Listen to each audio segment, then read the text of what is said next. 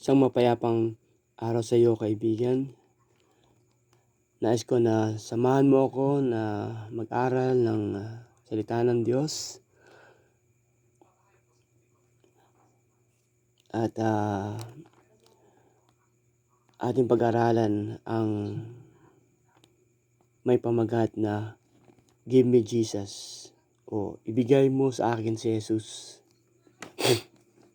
Sa Gawa 3:6, ito ang ating mababasa. Sinabi ni Pedro, wala akong pilak o ginto, ngunit ang meron ako, ibibigay ko sa iyo. Sa pangalan ni Jesus Kristo na taga Nazaret, bumangon ka. Ito yung pagkatapos ng Pentecoste, si Pedro at Juan ay pumunta sa templo sa Jerusalem para magdasal. Nakita nila doon ang isang lalaking lumpo mula nang ipinanganak siya, nakaupo sa pintuan na tinatawag na Maganda at nangihingi ng limos mula sa mga pumapasok sa templo. Inamin ni Pedro na wala siyang pera o kayamanan na maibibigay, ngunit binigyan din niya kung anong meron siya. Binanggit niya ang pangalang Jesus. Ito ay mas mahalaga pa kaysa anumang bagay na material. Ang mga salita ni Pedro ay nagpapakita na ang tunay na pagbibigay ay hindi limitado sa mga bagay na material. Ibinigay niya ang meron siya, si Jesus, hindi lamang para gumaling at makalakad, kundi mapabuti ang espiritu mula sa pag-ibig, pagsunod sa Diyos. Ang kwentong ito ay hindi lamang sa pagpapagaling ng isang lumpo na nakalakad.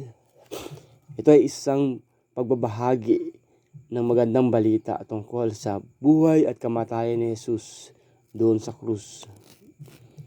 Una, ang pagbabahagi ng Ebanghelyo bilang isang pagtawag at hindi isang obligasyon. Kapag narinig mo ang salitang pagbabahagi ng Ebanghelyo, ito ay pag-akay sa ibang tao na magbalik loob sa Diyos. Ang tunay na pagbabahagi ng Ebanghelyo ay nagsisimula bilang isang pagtawag, isang paanyaya mula sa Diyos na maging bahagi ng kanyang gawain na paghatak sa mga tao tungo sa pag-ibig, pag-asa at kaligtasan. Ang isang obligasyon ay parang isang bagay na kailangan mong gawin, ngunit ang isang pagtawag ay parang isang bagay na gusto mong gawin. Ito ay nagmumula sa pagbabago na ginawa ng Diyos sa ating buhay. Kapag naranasan mo ang biyaya, kaligtasan at pag-ibig ng Diyos, ang pagbabahagi ng Ebanghelyo sa iba ay nagiging likas na pagkwento sa isang kaibigan tungkol sa magandang balita ng pagbabago ng buhay. Narito ang mga talatang sumusuporta sa Ebanghelyo. Ang dakilang utos na humayo. Ang Mateo 28:19 hanggang 20 ay nag-uutos sa mga mananampalataya na gawing mga alagad ang lahat ng bansa, at nagwakas ito sa pangakong ibinigay ni Jesus, kasama ninyo ako palagi. Ang pag-iebanghelyo ay hindi isang responsibilidad na kailangang gawin ng mag-isa, kundi isang paglalakbay na kabahagi sa gawain ng Diyos.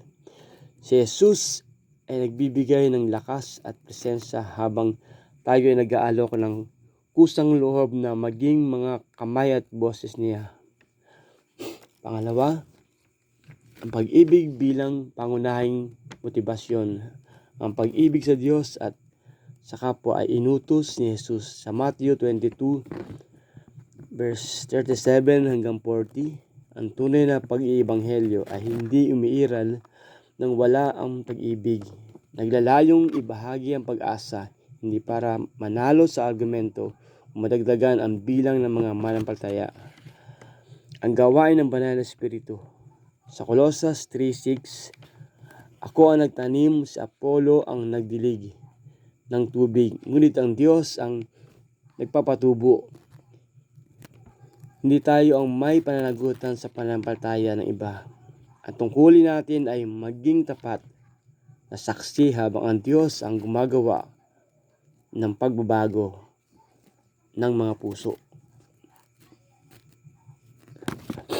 Makikita natin sa ating pinag-aralan na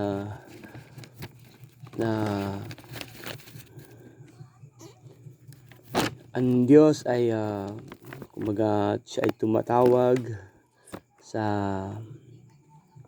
mga tao na nag-aanyaya na tanggapin si Jesus sa kanilang buhay.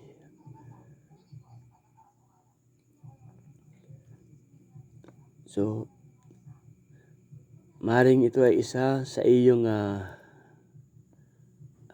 mga panalangin o kahilingan na sa kabila ng naranasan mong hirap, na iba't ibang sitwasyon, kalungkutan, walang pag-asa, ito na yung sagot. Give me Jesus. Ibigay mo sa akin si Jesus. Dahil si Jesus lamang ang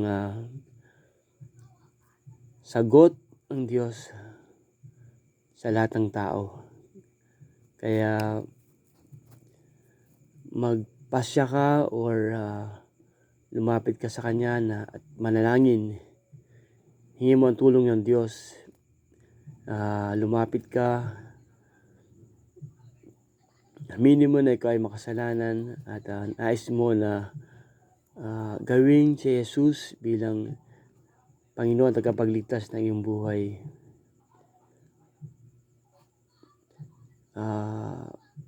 Mahal tayo ni Jesus. Ayaw niya tayong mapahamak at masira yung buhay.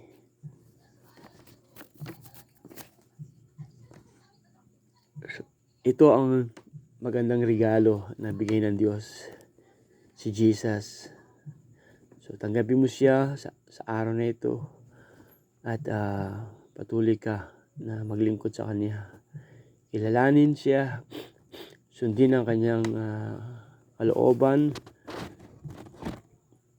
at patuloy na mag-aral ng mga salita ng Diyos. Salamat kapatid sa iyong pagsama sa pag-aaral na ito patungkol sa Give me Jesus.